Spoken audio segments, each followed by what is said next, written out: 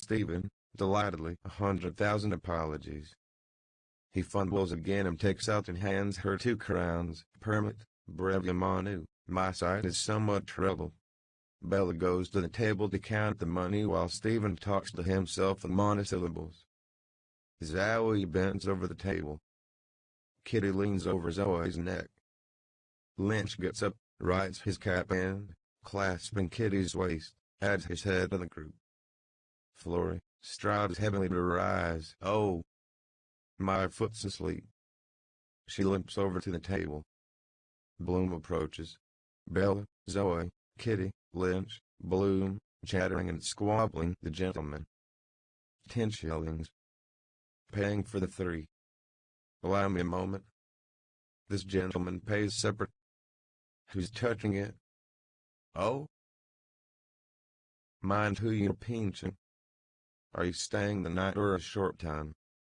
Who did? You a liar, excuse me. The gentleman paid down like a gentleman. Drink. It's long after 11. Stephen, at the pianola, making a gesture of abhorrence. No bottles. What? 11. A riddle. Zoe, lifting up her petite gown and folding a half-sovereign into the top of her stocking, hard-earned on a flat of my back. Lynch, lifting Kitty from the table. Come. Kitty, wait. She clutches the 2 crowns. Florrie, and me. Lynch, hoopla. He lifts her, carries her and bumps her down on the sofa. Stephen, the fox crew, the cocks flew, the bells in heaven were striking 11. 'Tis time for her poor soul to get out of heaven. Bloom quietly lays a half-sovereign on the table between Belle and Florrie. So, allow me. He takes up the pound note. 3 times 10. We're square. Bella, admiringly, you're such a sly boots, all cocky. I could kiss you. Zoe points him. Deep as a draw. Lynch bends Kitty back over the sofa and kisses her. Bloom goes with the pound note to Stephen. Bloom, this is yours. Stephen, how is the... Less distraught or absent-minded beggar. He fumbles again in his pocket and draws out a handful of coins. An object fails. That fell. Bloom, stooping, picks up and hands a box of matches. This. Stephen, Lucifer. Thanks. Bloom, quietly, you had better hand over that cash to me to take care of.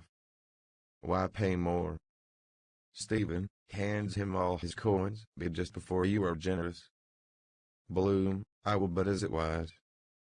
He counts. 1, 7, 11, and 5. 6. 11. I don't answer for what you may have lost. Stephen, why striking 11? Proparoxyton. Moment before the next lesson says. Thirsty fox. He laughs loudly, burying his grandmother. Probably he killed her. Bloom, that is £1.6 and 11. £1.7, say. Stephen, doesn't matter a rambling dam. Bloom, no, but. Stephen, comes to the table. Cigarette, please. Lynch tosses a cigarette from the sofa to the table, and so Georgina Johnson is dead and married. A cigarette appears on the table. Stephen looks at it, wonder. Parlor magic. Married. H.M. He strikes a match and proceeds to light the cigarette with enigmatic melancholy. Lynch, watching him, you would have a better chance of lighting it if you held the match near. Stephen brings the match near his eye. Lynch's eye. Must get glasses. Broke them yesterday. 16 years ago. Distance. The eye sees all flat. He draws the match away. It goes out. Brain thinks. Near, far. Ineluctable modality of the visible.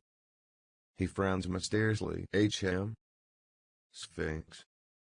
The beast that has 12 backs at midnight. Married. Zoe, it was a commercial traveler married her and took her away with him. Florrie, nods. Mr. Lamb from London. Stephen, Lamb of London, who takest away the sins of our world. Lynch, embracing Kitty on the sofa, chants deeply, "Don't know Miss Payson." The cigarette slips from Stephen's fingers. Bloom picks it up and throws it in the grate. "Bloom, don't smoke. You ought to eat." "Cursed dog, I may." "Zoe, you have nothing." "Zoe, is he hungry?" Stephen extends his hand to her, smiling, and chants to the air of the blood oath in the dusk of the gods, "Hang und Hunger, Fragen Frau, matched uns all kaput." "Zoe," tragically, "Hamlet, I am thy father's gimlet." She takes his hand. "Blue eyes beauty, I'll read your hand." She points to his forehead. "No wit, no wrinkles." She counts, 2, 3, Mars, that's courage. Stephen shakes his head. "No kid." Lynch, sheet lightning courage. The youth who could not shiver and shake.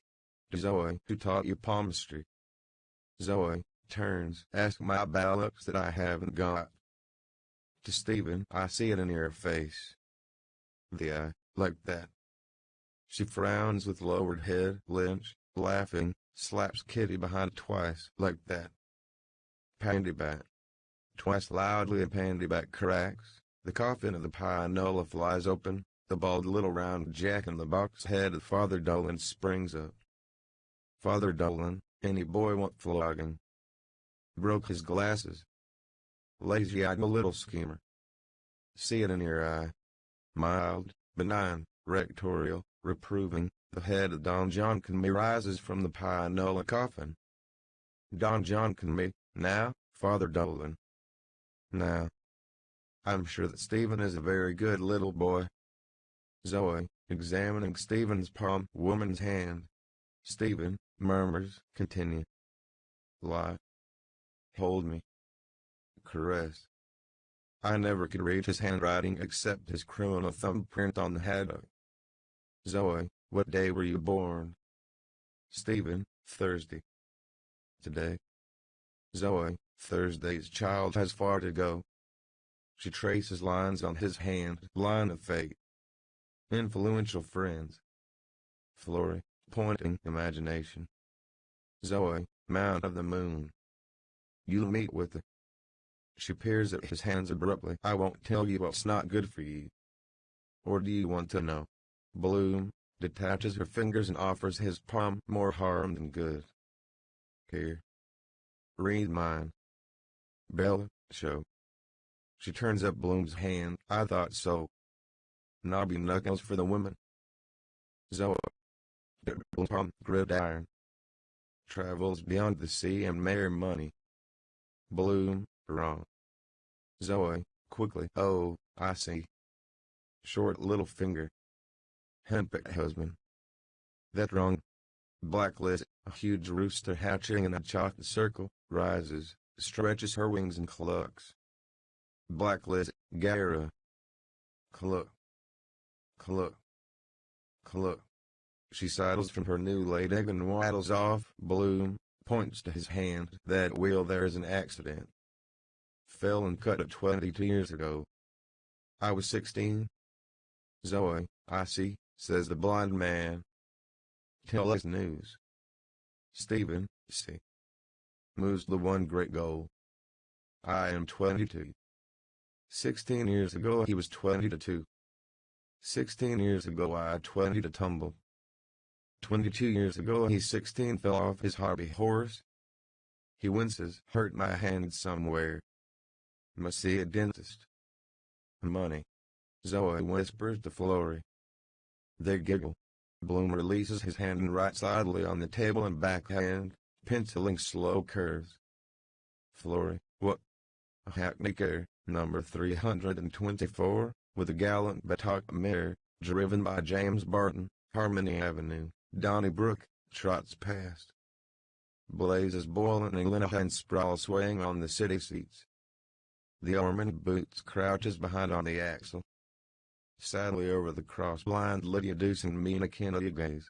The boots, jogging, mocks them with thumb and wriggling worm fingers. "Ha ha, have you the horn?" "Bronze by gold," they whisper. Zoe, to Florrie, whisper. They whisper again. Over the well of the car blazes boiling leans, his boater straw set sideways, a red flower in his mouth. Linehan in yachtsman's cap and white shoes officiously detaches a long hair from Blazes Boylan's coat shoulder. Linehan, ho. What do I here behold? Were you brushing the cobwebs off a few quips? Boylan, seated, smiles, plucking a turkey. Linehan, a good night's work. Boylan, holding up four thick blunt ungulated fingers, winks, Blazes cake. Up to sampler your money back. He holds out a forefinger. Smell that. Linehan smells gleefully. Ah. Lobster and mayonnaise. Ah. Zoe and Flory laugh together. Hectares ha ha ha. Boylan jumps surely from the car and calls loudly for all to hear. Hello, Bloom. Mrs. Bloom dressed yet. Bloom, and Flunky's prune plush coat and knee breeches, buff stockings and powdered wig. I'm afraid not, sir. The last articles. Boylan tosses him sixpence. Here, to buy yourself a gin and splash. He hangs his hat smartly on the peg of Bloom's antlered head. Show me in. I have a little private business with your wife, you understand. Bloom, thank you, sir. Yes, sir. Madam Tweedy is in her bath, sir. Marion, he ought to feel himself highly honored. She plopes splashing out of the water. Raoul darling, come and dry me. I'm in my pail.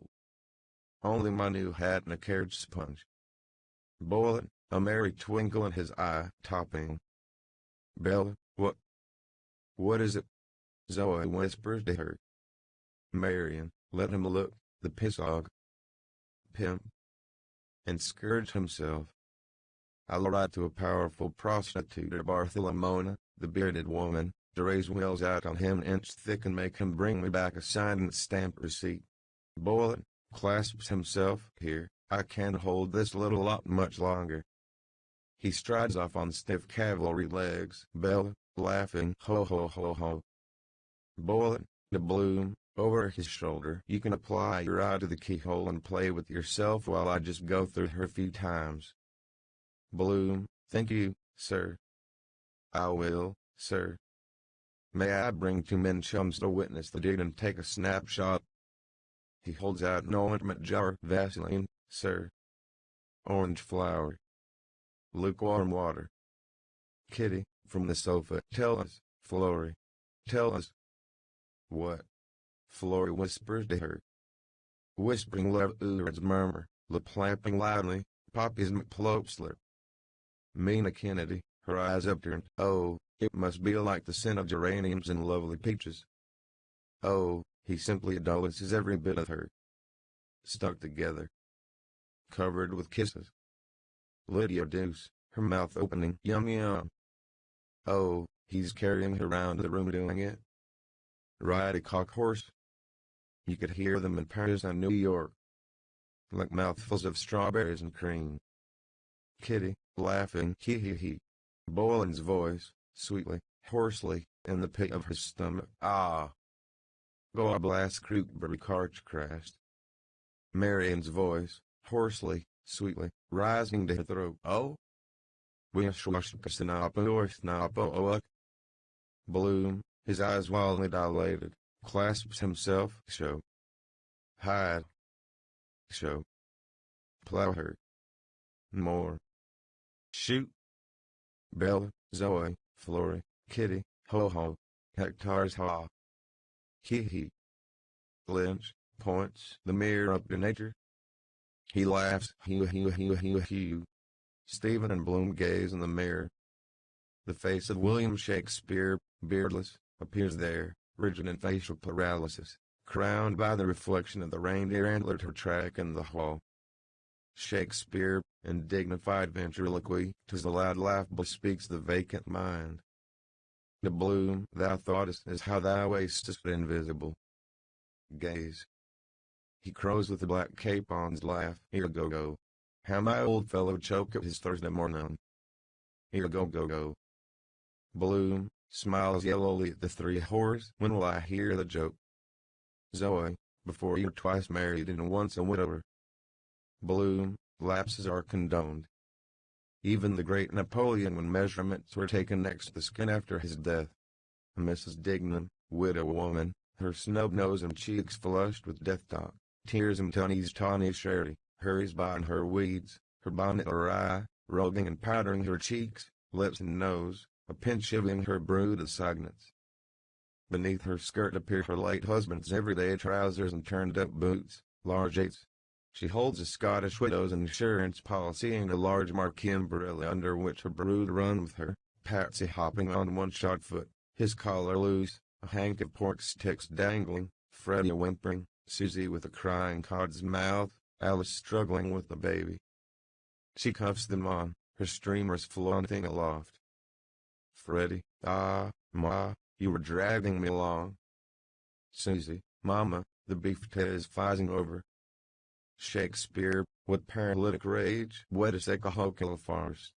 The face of Martin Cunningham, bearded, refeatures Shakespeare's beardless face. The marquee umbrella sways drunkenly, the children run aside. Under the umbrella appears Mrs. Cunningham and Mary, a widow hat and kimono gown. She glides sidelong and bowing, twirling Japanizilly. Mrs. Cunningham sings, and they call me the jewel of Asia. Martin Cunningham gazes on her, impassive in annoyance. Most bloody awful demirep. Stephen, et exalt abundre cornuisi. Quinsley with prize bulls. Remember Pacifi, for whose lust my grand old girl's father made the first confession box. Forget not Madame Grisel Stevens nor the suing signs of the house of Lambert. And Noah was drunk with wine. And his ark was open. Bella, none of that here. Come to the wrong shop. Lynch, let him alone. He's back from Paris. Zoe, runs to Stephen and links him. Oh, go on. Give us some parley-vous. Stephen claps hat on head and leaps over to the fireplace where he stands with shrugged shoulders, finny hands outspread, a painted smile on his face. Lynch, milling on the sofa. Stephen, gables with marionette jerks, 1,000 places of entertainment to expense for evenings with lovely ladies, sailing gloves and other things. Perhaps there's hard beer chops, perfect fashionable house, very eccentric with lots of cocottes, beautiful dress, much about princesses like her dancing can and walking their Parisian clowneries, extra foolish for bachelors, foreigners the same of talking a poor English, how much smart they're on things, love and sensations voluptuous. Mister's very select for his pleasure must visit heaven and hell show with mortuary candles and the tears silver which occur every night. Perfectly shocking, terrific, religions things, mockery scene and universal world. All chic womans which arrive full of modesty, then disrobe and squeal loud to see vampire man debauched, none very fresh, young with diseased troublants. He clacks his tongue loudly, ho, la la. Si pifku illa. Lynch, vive le vampire. The horse, bravo. Parlez-vous. Stephen, grimacing with head back, laughs loudly, clapping himself, great success of laughing. Angels much prostitutes like in holy apostles, big damn ruffians. The mondaines nicely handsome, sparkling of diamonds, very amiable costumes. Or do you reform better what belongs the modern's pleasure turpitude of old man's? He points about him with grotesque gestures which Lynch and the horse reply to. Couch elk statue, a woman reversible or life-size Tom Peetum of virgin's nudities, very lesbic, the kiss 5-10 times. Enter, gentlemen, to see a mirror every position's trapezes, all that machine there besides, also if desire act awfully bestial butcher's boy pollutes and warm veal liver omelette on the belly. P.S. is Shakespeare. Bella, clapping her belly, sinks back on the sofa, with a shout of laughter, an omelette on the ho, ho, ho, ho, omelette on the. Stephen, mincingly, I love you, sir darling. Speak you Englishman, tongue for double entente cordiale. Oh yes, Monloop. How much cost? Waterloo. Water closet.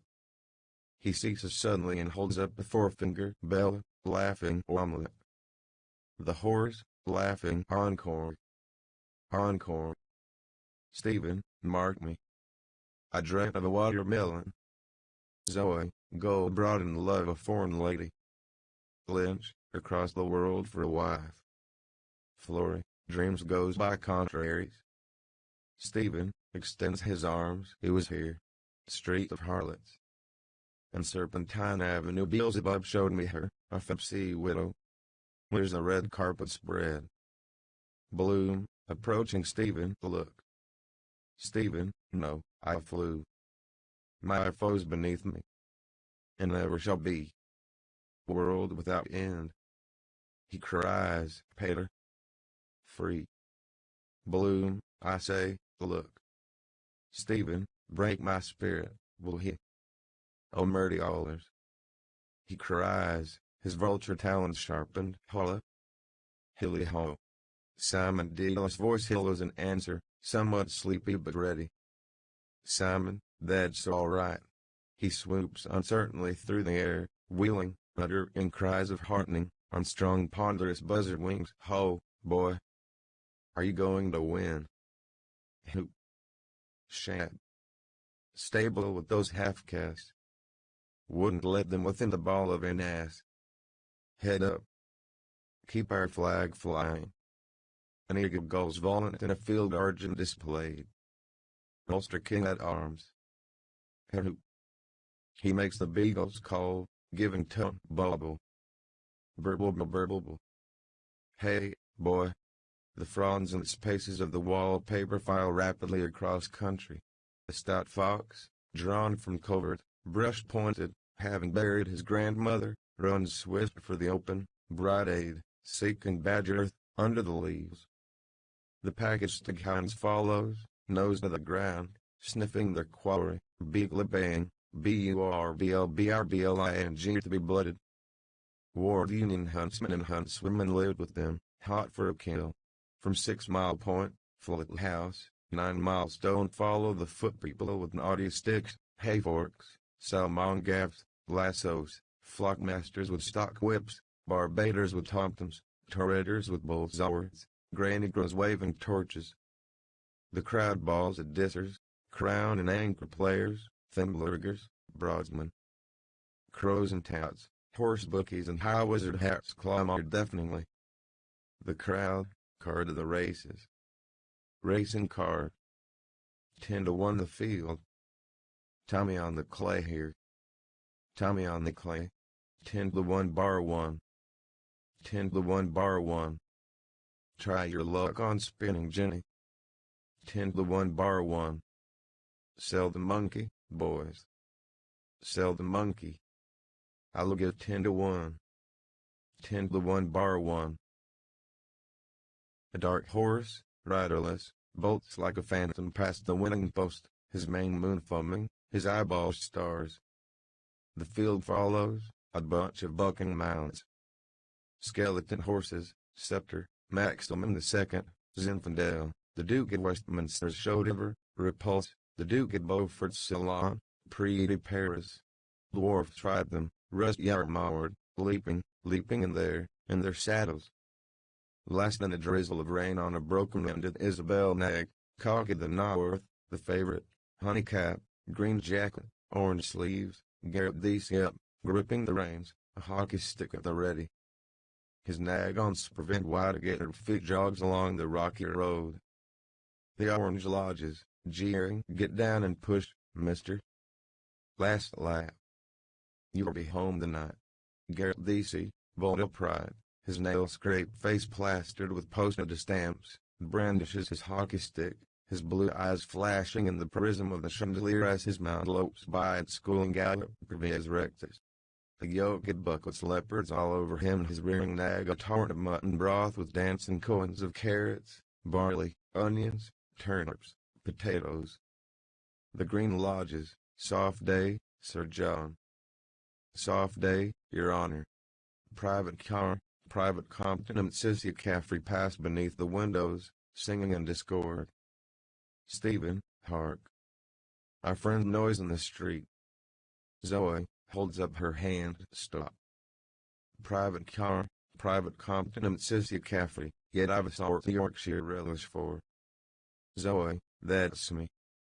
She claps her hands. Dance. Dance. She runs to the pianola who has tuppence. Bloom, who? Lynch, handing her coins. Here. Stephen, cracking his fingers impatiently. Quick. Quick. Where's my ogre's rod? He runs to the piano and takes his splat, beating his foot into repudium. Zoe turns the drum handle. There. She drops 2 pennies in the slot. Gold, pink and violet lights start forth. The drum turns, purring in low hesitation waltz. Professor Goodwin, in a bow-knotted periwig, in court dress, wearing a stained Inverness cape, bent in two from incredible age, totters across the room, his hands fluttering.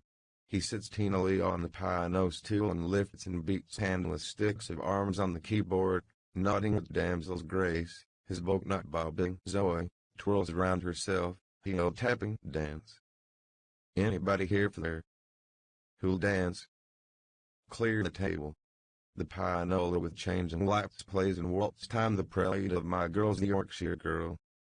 Stephen throws his splat on the table and seizes Zoe round the waist. Florrie and Bella push the table towards the fireplace. Stephen, arming Zoe with exaggerated grace, begins the waltz around the room. Bloom stands aside. Her sleeve filling from gracing arms reveals a white flesh flower of vaccination.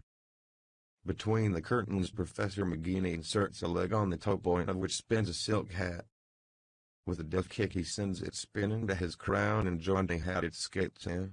He wears a slate frock coat with claret silk lapels, a gorget of cream tulle, a green low-cut waistcoat, stock collar with white kerchief, tight lavender trousers, patent pumps and canary gloves. In his buttonhole is an immense dahlia. He twirls in reverse directions a clattered cane, then wedges it tight in his oxter. He places a hand lightly on his breastbone, bows, and fondles his flower and buttons. McGeaney, The Poetry in Motion, Art and Calisthenics. No connection with Madame Leggett Burns or Levinston's. Fancy dress balls arranged. Deportment. The Caddy-liner step. So. Watch me. My terpsichorean abilities. He minuets forward 3 paces on tripping bee's feet. Tout le monde en avant. Reverence. Tout le monde in place. The prelude ceases. Professor Goodwin, beating vague arms shrivels, sinks, his live cape filling about the stool. The air and firmer waltz time sounds. Stephen and Zoe circle freely. The lights change, glow, fade gold rosy violet. The pianola, 2 young fellows were talking about their girls, sweethearts they'd left behind. From a corner the morning hours run out, gold-haired, slim-sandaled, and girlish blue, wasp-waisted, with innocent hands. Nimbly they dance, twirling their skipping ropes. The hours of noon follow in amber gold. Laughing, linked, high hair comes flashing, they catch the sun in mocking mirrors, lifting their arms. McGeaney, claps glove his silent hands. Carré. Avant do. Breathe evenly. Balance. The morning and noon hours waltz in their places, turning, advancing to each other, shaping their curves, bowing vis-a-vis. Cavaliers behind them march and suspend their arms, with hands descending to, touching, rising from their shoulders. Hours, you may touch my. Cavaliers, may I touch your. Hours, oh, but lightly. Cavaliers, oh, so lightly. The pianola, my little shy little lass has a waist. Zoe and Stephen turn boldly with looser swing. The twilight hours advance from longland shadows, dispersed, lagging, land-god-eyed, their cheeks delicate with cheapery and false faint bloom. They are in grey gauze with dark bat sleeves that flutter in the land breeze. McGeaney, avant hoot. Traversée. Salut. Cowardly mains. Crozet. The night hours, one by one, steal to the last place. Morning, noon and twilight hours retreat before them. They are masked, with daggered hair and bracelets of dull bells.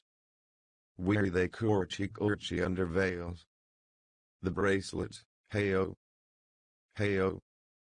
Zoe, twirling, her hand to her brow. Oh, Magini, les tear wires. Chained things. La corba. Das a grave dos. Arabesque when wearily they weave a pattern on the floor, weaving, unweaving, curtsying, twirling, simply swirling. Zoe, I'm giddy. She frees herself, droops on a chair. Stephen seizes Florian and turns with her. Magini, Boulanger. Les rounds. Les ponds. Chevaux de bois. Escargot.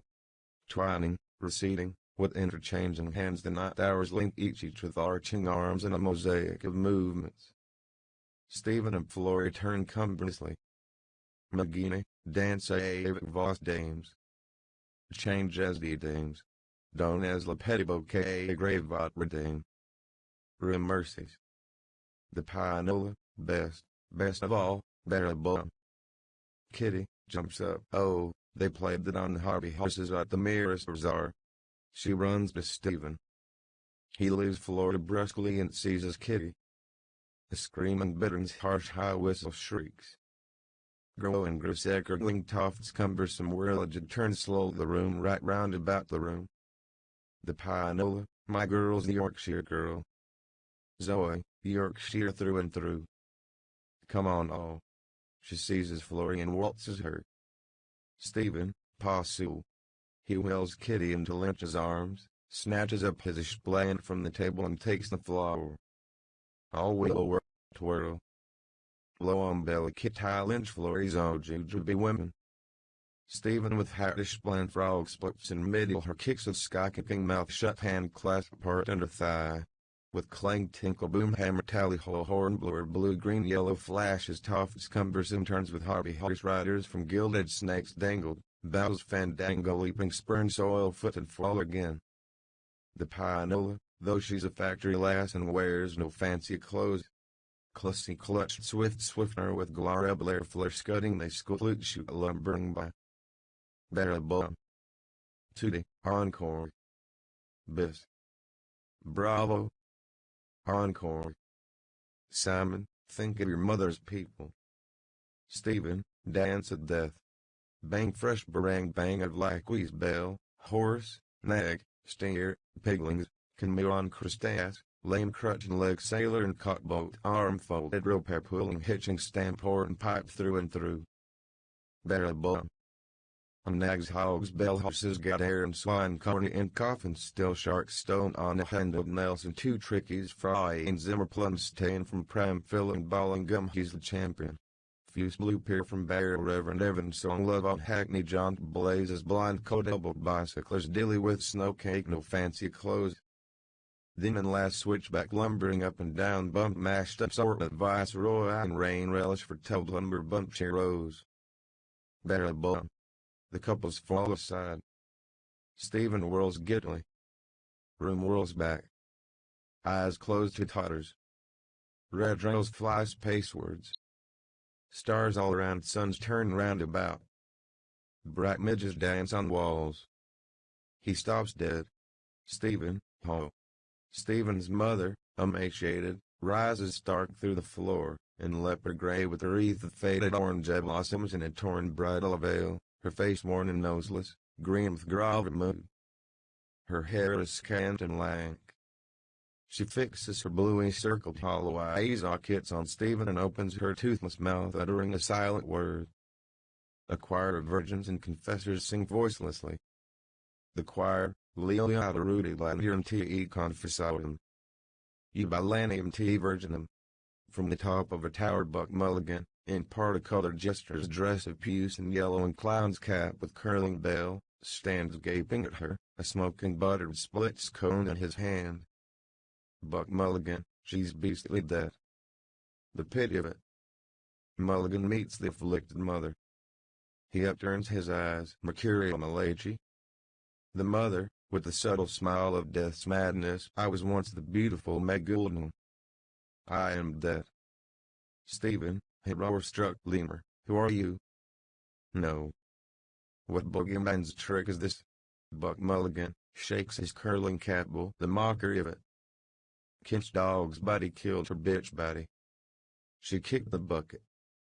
Tears of molten butter fall from his eyes onto the scone. Our great sweet mother. Epioino Perponton. The mother comes nearer, breathing upon him softly. Her breath of wetted ashes. All must go through it, Stephen. More women than men in the world. You too. Time will come. Stephen, choking with fright, remorse and horror. They say I killed you, mother. He offended your memory. Cancer did it, not our destiny. The mother, a green rill of bile trickling from the side of her mouth. You sang that song to me. Love's bitter mystery. Stephen, eagerly, tell me the word, mother, if you know now. The word known to all men. The mother, who saved you the night you jumped into the train at Daki with Padley. Who had pity for you when you were sad among the strangers. Prayers all powerful. Prayer for the suffering souls in their saline manual and 40 days indulgence. Repent, Stephen. Stephen, the gal. Hyena. The mother, I pray for you in my other world. Get Dilly to make you that boiled rice every night after your brain work. Years and years I loved you, oh, my son, my firstborn, when you lay in my womb. Zoe, fanning herself with the great fan. I'm melting. Florrie points to Stephen to look. He's white. Bloom goes to the window to open it more, giddy. The mother, with smoldering eyes, repent. Oh, the fire of hell. Stephen, panting, his non-corrosive sublimate. The corpse secure. Raw head and bloody bones. The mother, her face drawing nearer and nearer, sending out gnashing breath, beware. She raises her black and withered right arm slowly towards Stephen's breast with outstretched finger, beware God's hand. A green crab with malignant red eyes sticks deep its grinning claws in Stephen's heart. Stephen, strangled with rage, shine. His features grow drawn granuled, Bloom, at the window. What? Stephen, on, par example. The intellectual imagination. With me all are not at all. Non-servium. Florrie, give him some cold water. Wait. She rushes out. The mother wrings her hands slowly, moaning desperately. O Sacred Heart of Jesus, have mercy on him. Save him from hell, O Divine Sacred Heart. Stephen, no. No. No. Break my spirit, all of you, if you can. I'll bring you all to heel. The mother, in the agony of her death rattle, have mercy on Stephen, Lord, for my sake. Inexpressible was my anguish when expiring with love, grief and agony on Mount Calvary. Stephen, Nathan. He lifts his esplanade high with both hands and smashes the chandelier. Time's livid final flame leaps and, in the following darkness, ruin of all space, shattered glass and toppling masonry. The gas jet, fung. Bloom, stop. Lynch, rushes forward and seizes Stephen's hand. Here. Hold on. Don't run amok. Bella, police. Stephen, abandoning his esplanade, his head and arms thrown back stark, beats the ground and flies from the room, past the whores at the door. Bella screams after him. The two whores rush to the hall door. Lynch and Kitty and Zoe stampede from the room. They talk excitedly. Bloom follows, returns. The whores, jammed in the doorway, pointing down there. Zoe, pointing there. There's something up. Bella, who pays for the lamp. She seizes Bloom's coattail. Here, you are with him. The lamp's broken. Bloom rushes to the hall, rushes back. What lamp, woman? A whore, he tore his coat. Bella, her eyes hard with anger and cupidity, points. Who's to pay for that? 10 shillings. You're a witness. Bloom snatches up Stephen's esplanade. Me? 10 shillings? Haven't you lifted enough off him? Didn't he? Bella, loudly. Here, None of your tall talk. This isn't a brothel. A 10-shilling house. Bloom, his head under the lamp, pulls the chain. Pulling, the gas jet lights up a crushed mauve purple shade. He raises the ashplant. Only the chimney's broken. Here's all he. Bella shrinks back and screams, "Jesus! Don't!" Bloom, warding off the blow to show you how he hit the paper. There's not 6 pence worth of damage done. 10 shillings. Florrie, with a glass of water, enters. Where's he? Bella, do you want me to call the police? Bloom, oh, I know. Bulldog on the premises. But he's a Trinity student. Patrons of your establishment. Gentlemen that pay the rent. He makes a Masonic sign. Know what I mean? Nephew of the Vice-Chancellor.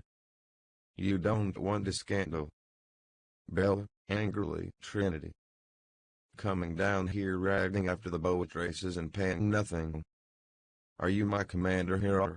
Where's he? I'll charge him. Disgrace him, I will. She shouts, Zoe. Zoe. Bloom, urgently, and if it were your own son in Oxford? Warningly, I know. Bella, almost speechless, who are? And Cobb. Zoe, in the doorway, there's a row on. Bloom, what? Where? He throws a shilling on the table and starts, that's for the chimney. Where? I need mountain air. He hurries out through the hall. The horse point. Florrie follows, spilling water from her tilted tumbler. On the doorstep on the horse clustered talk volubly, pointing to the right where the fog has cleared off. From the left arrives a jingling hackney car. It slows to in front of the house. Bloom at the hall door perceives Connie Kilhurt, who is about to dismount from the car with 2 silent lynchers. He averts his face. Bella from within the hall urges on her horse. The blown Kyle caustic yum kisses. Corny Kilhurt replies with a ghastly lewd smile. The silent ledgers turn to pay the Jarvey. Zowie and Kitty still point right. Bloom, parting them swiftly, draws his caliph's hood and poncho and hurries down the steps of Sideways Face. Incog Harun al-Rashid he flits behind the silent ledgers and hastens on by the railings with fleet step of a pard strewing the drag behind him, torn envelopes drenched in aniseed. The ashplant marks his stride. A pack of bloodhounds, led by a hornblower of Trinity brandishing a dog whip and tally-ho cap and an old pair of grey trousers, follow from for, picking up the scent. Near, baying, panting, at fault, breaking away, throwing their tongues, biting his heels, leaping at his tail. He walks, runs, zigzags, gallops, legs laid back. He is pelted with gravel, cabbagey stumps, biscuit boxes, eggs, potatoes, dead codfish, woman slipper-slappers.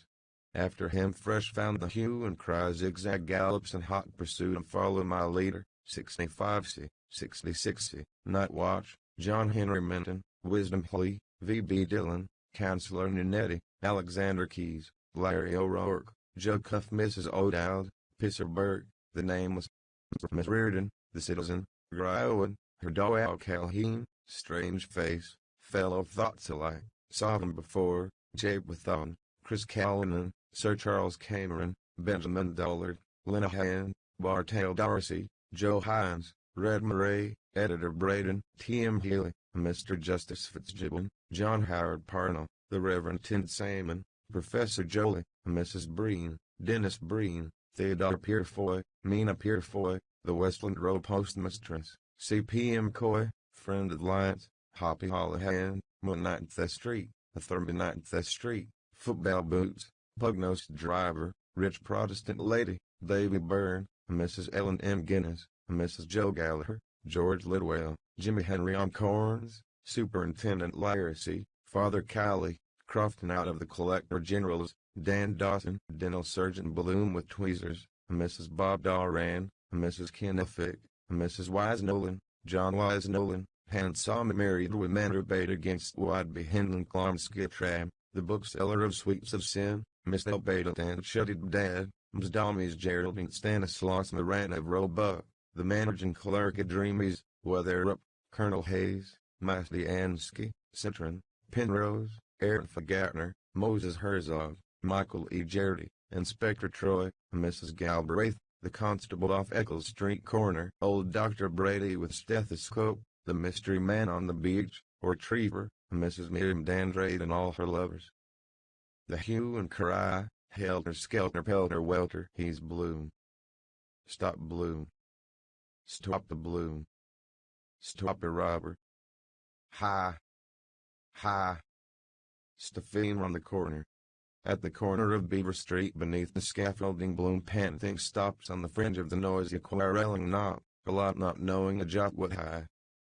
Hi. Row and wrangle round the hill what brav all together.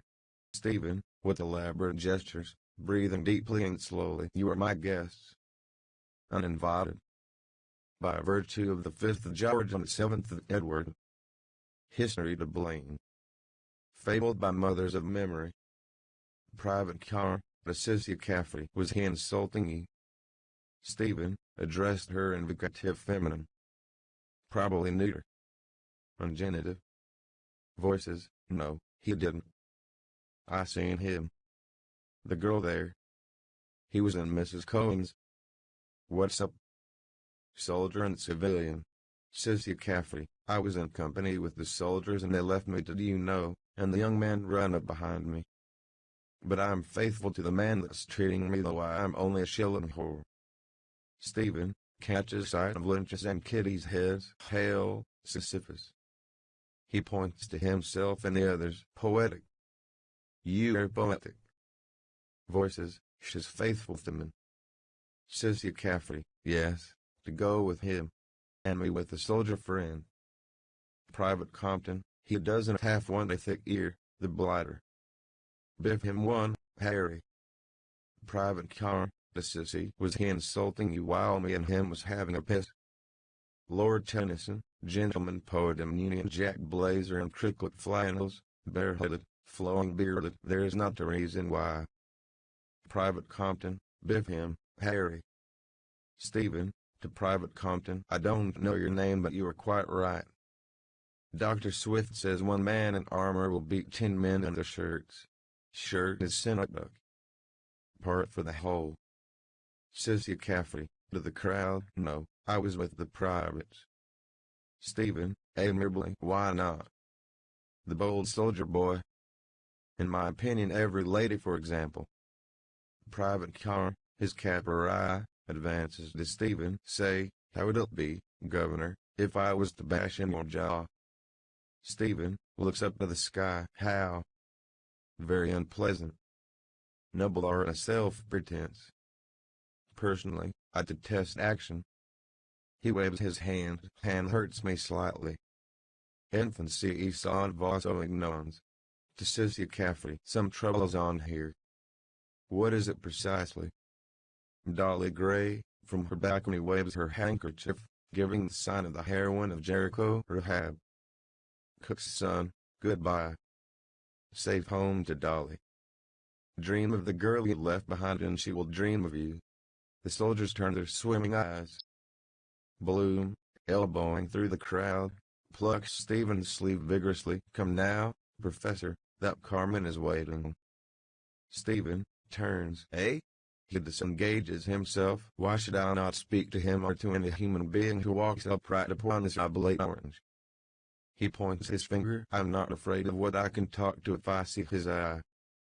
Retaining the perpendicular. He staggers a pace back. Bloom, propping him. Retain your own. Stephen laughs emptily. My center of gravity is displaced. I have forgotten the trick. Let us sit down somewhere and discuss. Struggle for life is the law of existence, but human filigrants, notably the Tsar and the King of England, have invented arbitration. He taps his brow, and here it is I must kill the priest and the king. Biddy the clap. Did you hear what the professor said? He's a professor out of the college. Cunty cake, I did. I heard that.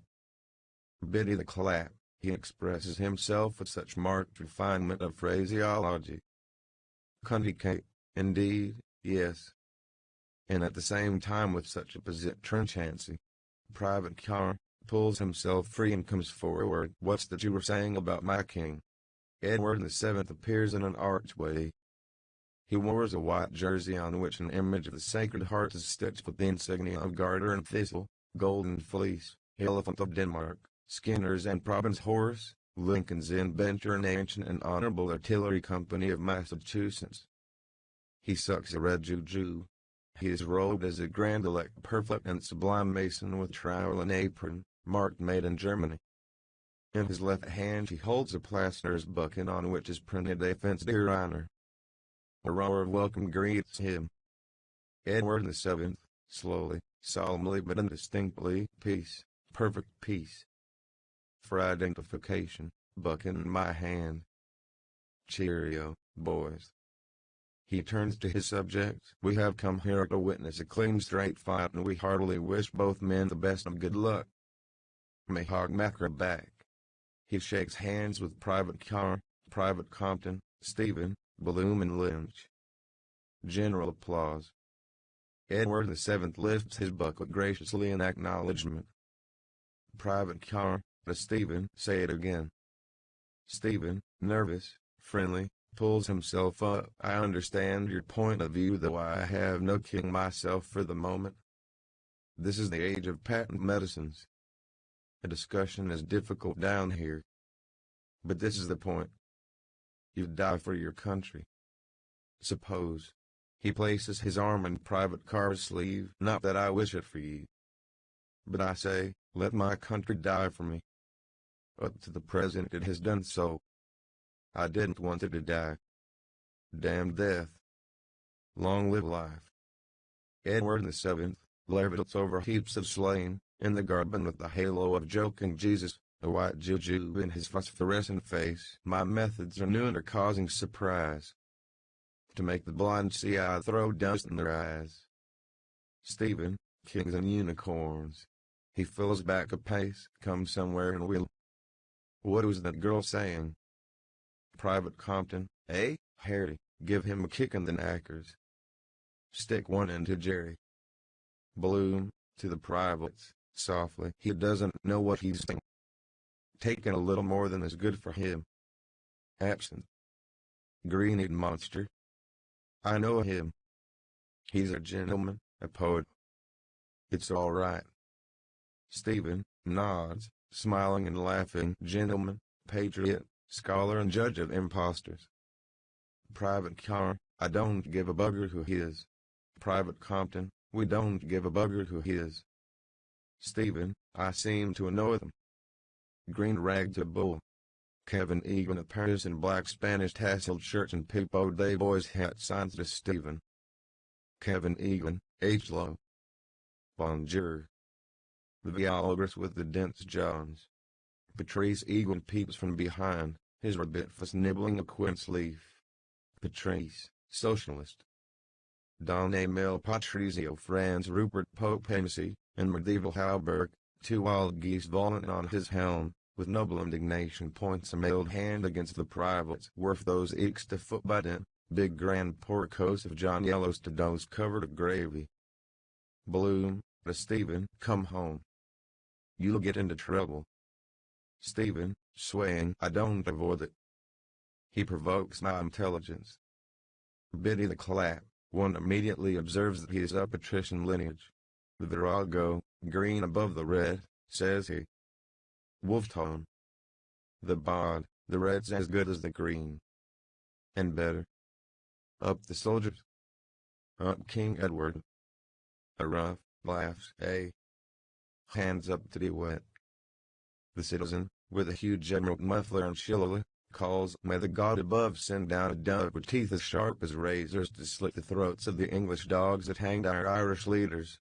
The croppy boy, the roppy noose around his neck, gripes in his issuing bowels with both hands. I bear no hate to a living thing, but I love my country beyond the king.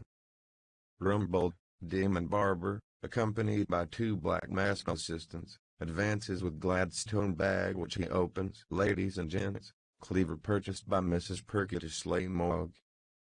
knife with which Voisin dismembered the wife of a compatriot and hid remains in a sheet in the cellar, the unfortunate female's throat being cut from ear to ear. Phial containing arsenic retrieved from body of Miss Bairn which sent Seddon to the gallows. He jerks the rope. The assistants leap at the victim's legs and drag him downward, grunting. The crappie boy's tongue protrudes violently. The crappie boy, he gives up the ghost. A violent erection of the hanged sends gouts of sperm spouting through his death clothes onto the cobblestones. Mrs. Bellingham, Mrs. Yelverton-Berry and the Honorable Mrs. Mervyn Talboys rush forward with their handkerchiefs to sop it up. Rumbold, I'm near it myself. He undoes the noose rope which hang the awful rebel. 10 shillings a time. As applied to Her Royal Highness. He plunges his head into the gaping belly of the hanged and draws out his head again clotted with coal and smoking entrails. My painful duty has now been done. God save the King.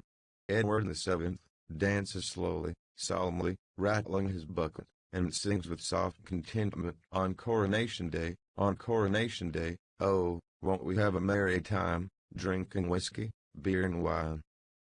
Private Car, here. What are you saying about my king? Stephen throws up his hands. Oh, this is too monotonous. Nothing. He wants my money and my life, though one must be his master, for some brutish empire of his. Money I haven't. He searches his pockets vaguely and gave it to someone. Private Car, who wants your bleeding money? Stephen tries to move off. Will someone tell me where I am least likely to meet these necessary evils? Just avoid Alcier grave Paris. Not that I. But, by St. Patrick, the women's heads coalesce. Old Gummy Granny and Sugarloaf Hat appear seated on a toadstool, the death flower of the potato blight on her breast. Stephen, I know you, gamer. Hamlet, revenge. The old sow that eats her farrow. Old Gummy Granny, rocking to and fro. Ireland's sweetheart, the King of Spain's daughter, Alana. Strangers in my house, bad manners to them. She keens with Ben Shiwo, Hachon. Silky the kin. She wails, you met with poor old Ireland and how does she stand? Stephen, how do I stand you? The hat trick. There's a third person of the Blessed Trinity. So Gartheroon. The Reverend Carrion Crow. Sissy Caffrey, shrill, stop them from fighting. A rough, our men retreated. Private Car, tugging at his belt, I'll wring the neck of any fucker says a word against my fucking king. Bloom, terrified, he said nothing. Not a word. A pure misunderstanding. The citizen, Aaron Gobra. Major Tweedy and the citizen exhibit to each other medals, decorations, trophies of war, wounds. Both salute with fierce hostility. Private Compton, go it, Harry. Leave him one in the eye. He's a pro bowler. Stephen, did I? When? Bloom, to the Redcoats, we fought for you in South Africa, Irish missile troops. Isn't it history?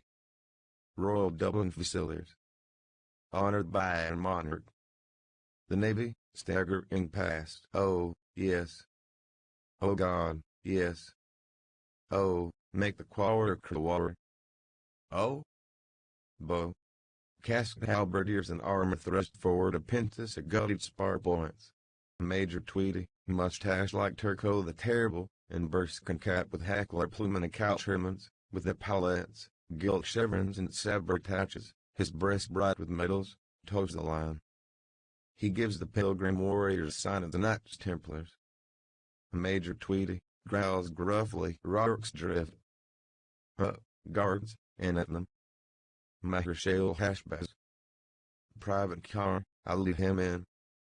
Private Compton, waves the crowd back, fair play, here. Make a bleeding butcher's shop of the bugger. Masked bands Blair Gry Owen and God save the King. Sissy Caffrey, they're going to fight. For me. Cunty Kate, the brave and the fair. Biddy the Clap, Thinks the unsable night will joust it with the best. Condicate, blushing deeply, nay, madam. The gulls doublet and Mary St. George for me. Stephen, the harlots cry from street to street shall weave old Ireland's winding sheet.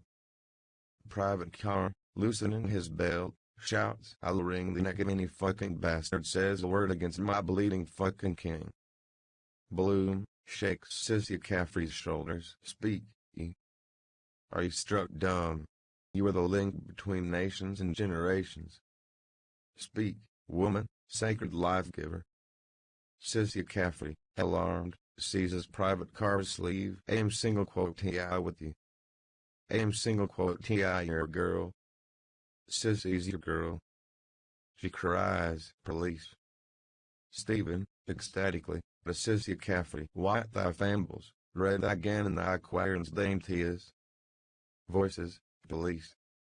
Distant voices, Dublin's burning. Dublin's burning. On fire, on fire. Brimstone fires spring up. Dense clouds roll past. Heavy Gatling guns boom. Pandemonium. Troops deploy. Gallop of hooves. Artillery. Horse commands. Bells clang. Backers shout. Drunkards bawl. Horse screech. Foghorns hoot. Cries of glower. Shrieks of dying. Pikes clash on cuirasses. Thieves rob the slain. Birds of prey, winging from the sea, rising from marshlands, swooping from aeries, plover screaming, gannets, cormorants, vultures, goshawks, climbing woodcocks, peregrines, merlins, black grouse, seagulls, gulls, albatrosses, barnacle geese. The midnight sun is darkened. The earth trembles.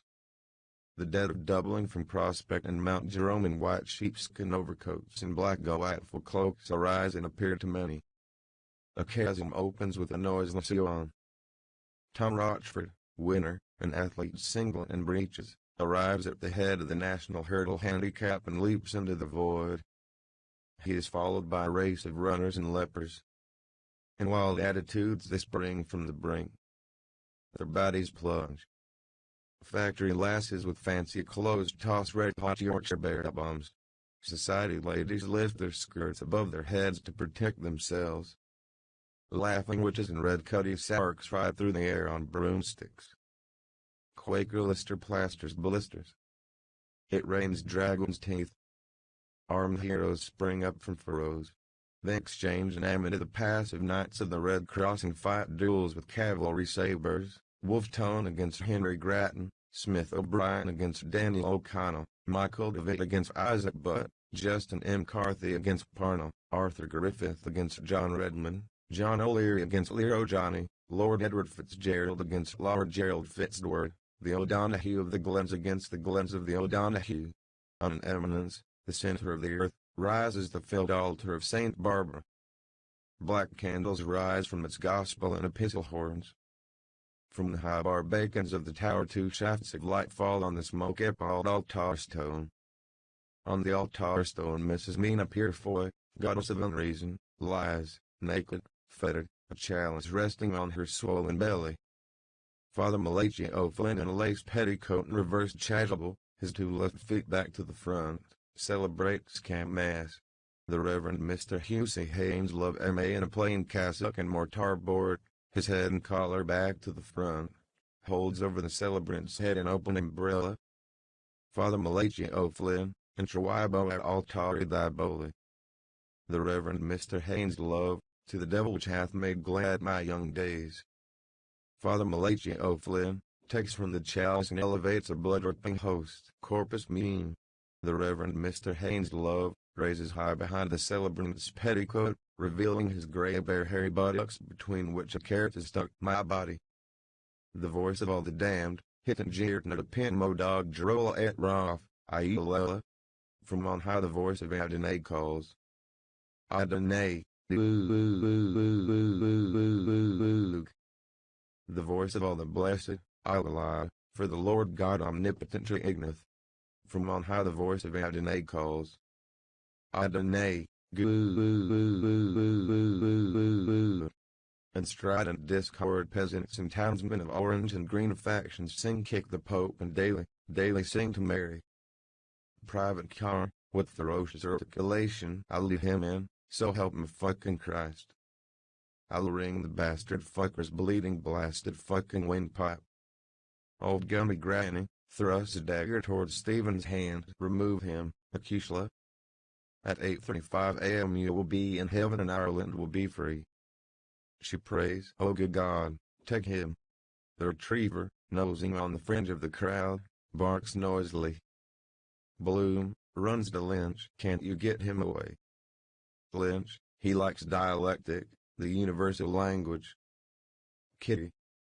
To Bloom, get him away. He won't listen to me. He drags Kitty away. Stephen points, exit Judas. Hit Lake Wheels suspended.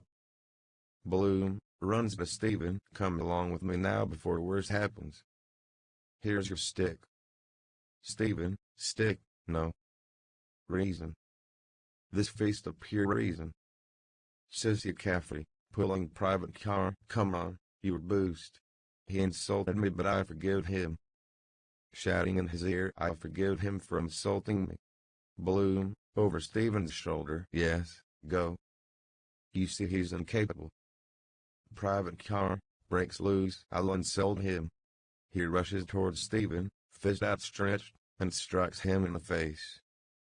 Stephen totters, collapses, falls, stunned. He lies prone, his face to the sky, his hat rolling to the wall. Bloom follows and picks it up. Major Tweedy, loudly, carbine in bucket. Cease fire. Salute. The retriever, barking furiously. You. The crowd, let him up. Don't strike him when he's down. There. Who? The soldier hit him.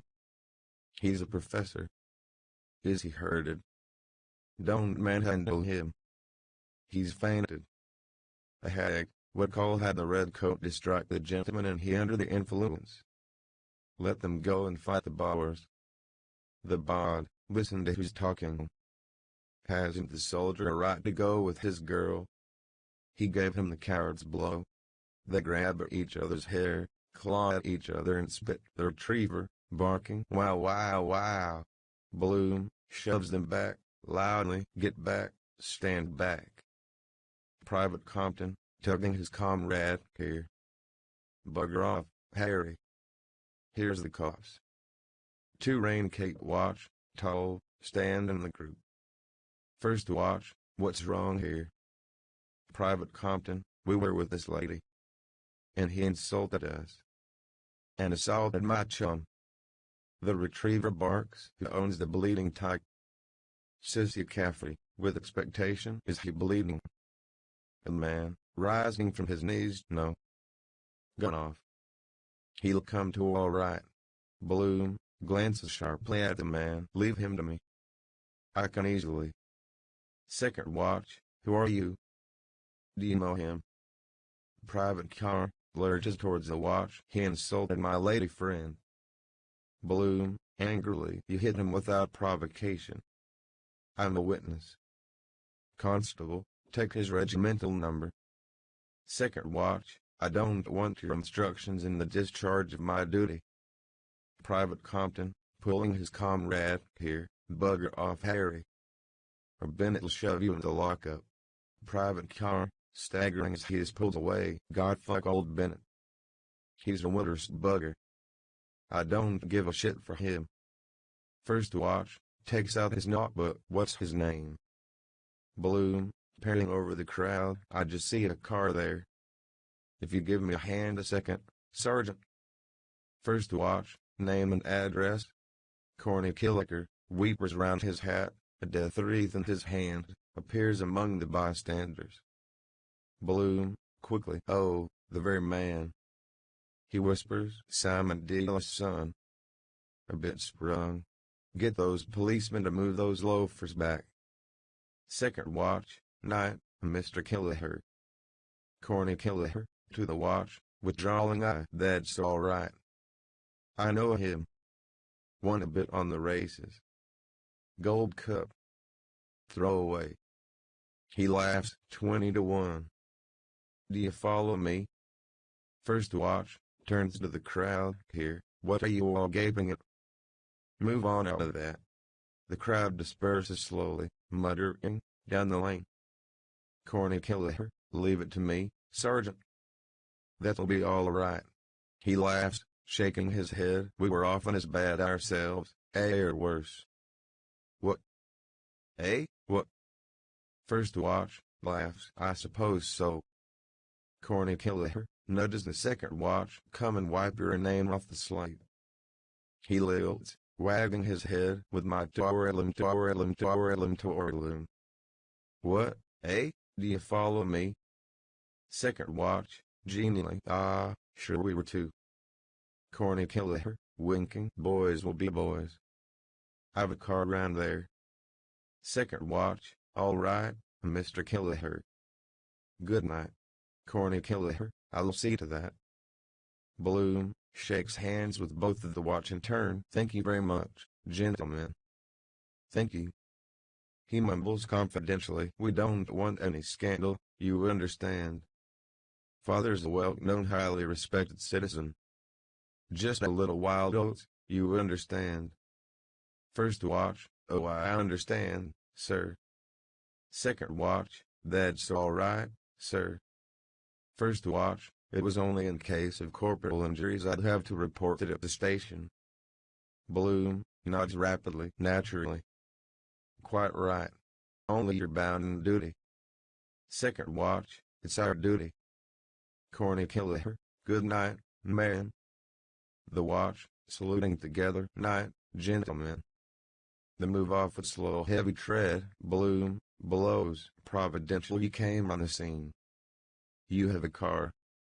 Corny killer laughs, pointing his thumb over his right shoulder to the car brought up against the scaffolding. Two commercials that were standing physiognomet. Like princes, faith. One of them lost £2 on the race, drowning his grief, and were on for a go with the jolly girls. So I landed them up on Behin's car and down to night out. Bloom, I was just going home by Gardner Street when I happened to. Corny killer laughs. Sure they wanted me to join in with the mods. No, by God, says I, not for old stagers like myself and yourself. He laughs again and leers with lackluster eye. Thanks be to God we have it in the house. What, do you follow me? Ha, ha, ha. Bloom tries to laugh. He. Yes. Matter of fact, I was just visiting an old friend of mine there, Virg. You don't know him, poor fellow. He's laid up for the past week, and we had a liquor together, and I was just making my way home. The horse knees. The horse? Ho. Corny killer. Sure it was behind our Jarvie there that told me after we left the two commercials and Mrs. Cohen's, and I told him to pull up and got off to see.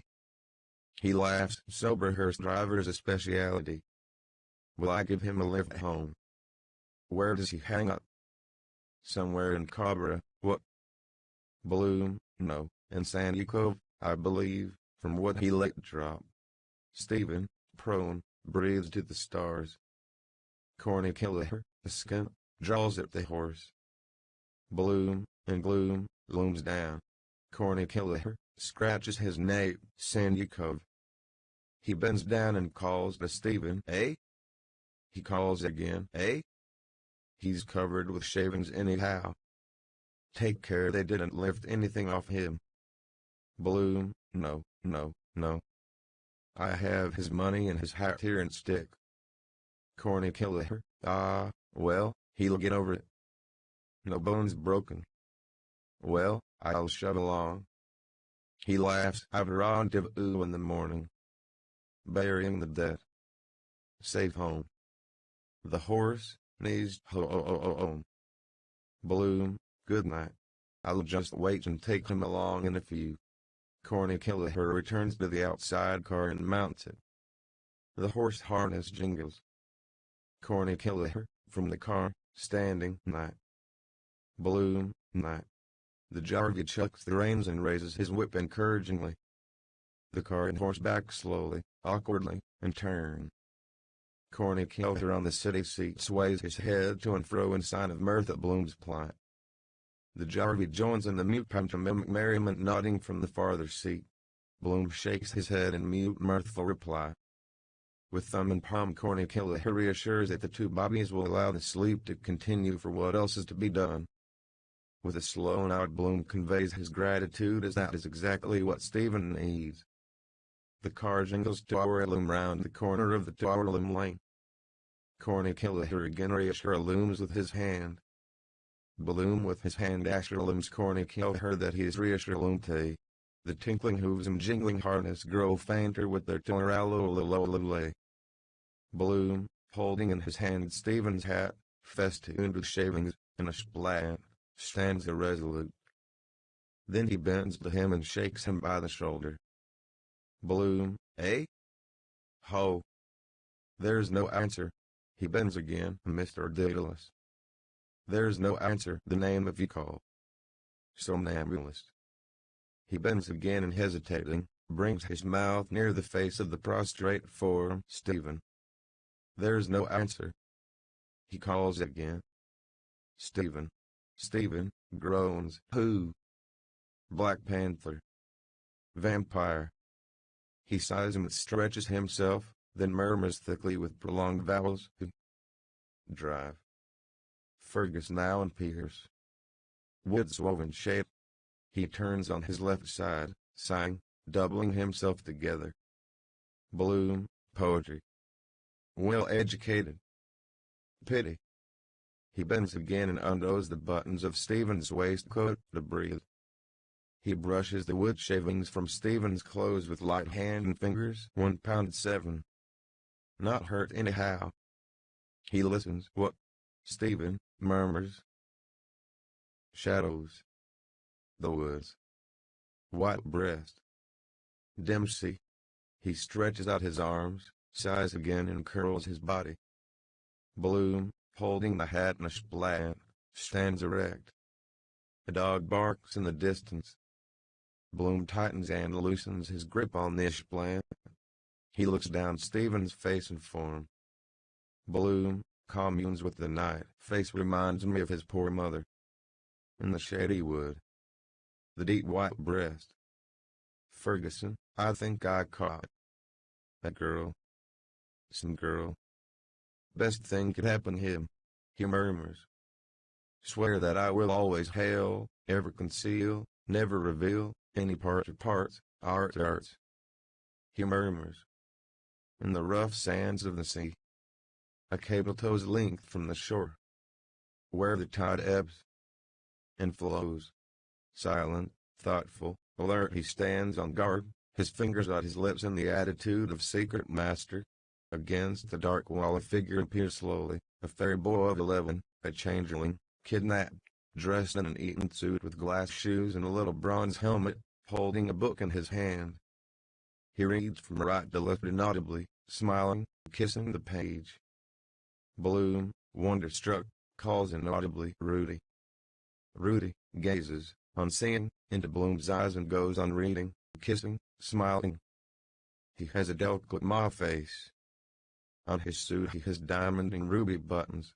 In his free left hand he holds a slim ivory cane with a violet bow knot. A white lambkin peeps out of his waistcoat pocket.